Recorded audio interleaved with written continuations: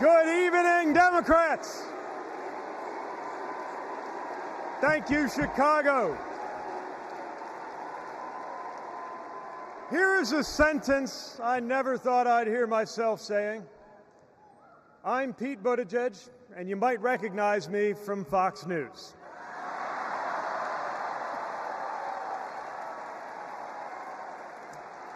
I believe in going anywhere, in service of a good cause, and friends, we gather in a very good cause, electing Kamala Harris and Tim Walz, the next President and Vice President of the United States.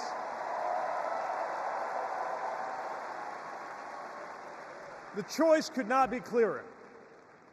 Donald Trump rants about law and order, as if he wasn't a convicted criminal running against a prosecutor. As if we were going to forget that crime was higher on his watch. Talks about the forgotten man, hoping we'll forget that the only economic promise that he actually kept was to cut taxes for the rich. And don't even get me started on his new running mate.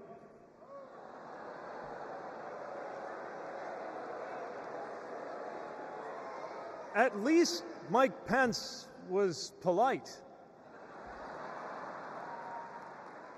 J.D. Vance is one of those guys who thinks if you don't live the life that he has in mind for you, then you don't count. Someone who said that if you don't have kids, you have, quote, no physical commitment to the future of this country.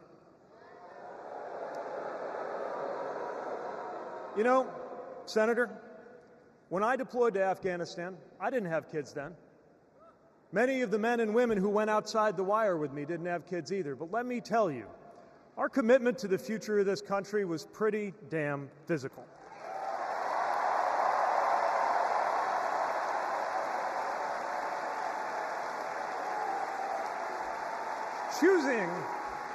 Choosing a guy like J.D. Vance to be America's next vice president sends a message. And the message is that they are doubling down on negativity and grievance. Committing to a concept of campaigning best summed up in one word: darkness. Darkness is what they are selling. The thing is, I just don't believe that America today is in the market for darkness. I believe America is ready for a better kind of politics. Yes, politics at its worst can be ugly, crushing, demeaning, but it doesn't have to be. At its best, politics can be empowering, uplifting. It can even be a kind of soul craft. My faith teaches me that the world isn't made up of good people and bad people, but rather that each of us is capable of good and bad things. And I believe leaders matter because of what they bring out in each of us, the good or the bad. Right now, the other side is appealing to what is smallest within you. They're telling you that greatness comes from going back to the past. They're telling you that anyone different from you is a threat. They're telling you that your neighbor or nephew or daughter who disagrees with you politically isn't just wrong, but is now the enemy. I believe in a better politics, one that finds us at our most decent and open and brave, the kind of politics that Kamala Harris and Tim Walz are offering. And as you have felt these many days, that kind of politics also just feels better to be part of. There is joy in it, as well as power.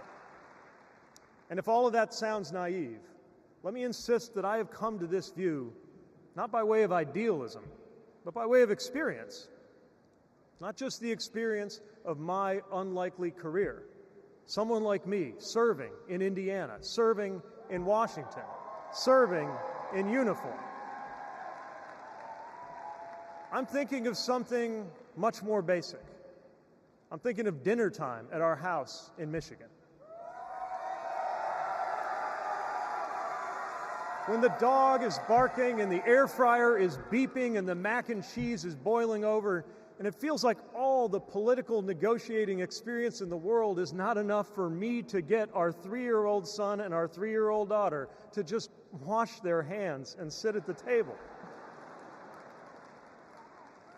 It's the part of our day when politics seems the most distant, and yet the makeup of our kitchen table, the existence of my family, is just one example of something that was literally impossible as recently as 25 years ago, when an anxious teenager growing up in Indiana wondered if he would ever find belonging in this world.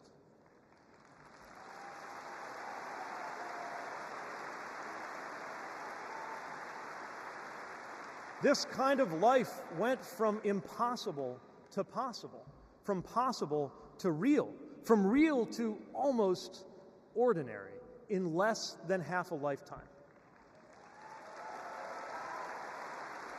But that didn't just happen. It was brought about through idealism and courage, through organizing and persuasion and storytelling, and yes, through politics, the right kind of politics, the kind of politics that can make an impossible dream into an everyday reality. I don't presume to know what it's like in your kitchen, but I know, as sure as I am standing here, that everything in it, the bills you pay at that table, the shape of the family that sits there, the fears and the dreams that you talk about late into the night there, all of it compels us to demand more from our politics than a rerun of some TV wrestling death match. So this November, we get to choose. We get to choose our president. We get to choose our policies, but most of all, we will choose a better politics. A politics that calls us to our better selves and offers us a better everyday. That is what Kamala Harris and Tim Walz represents. That is what Democrats represent. That is what awaits us when America decides to end Trump's politics of darkness once and for all. That is what we choose when we embrace the leaders who are out there building bridges and reject the ones who are out there banning books. This is what we will work for every day to November and beyond. So let's go win this. Thank you, Democrats. Thank you.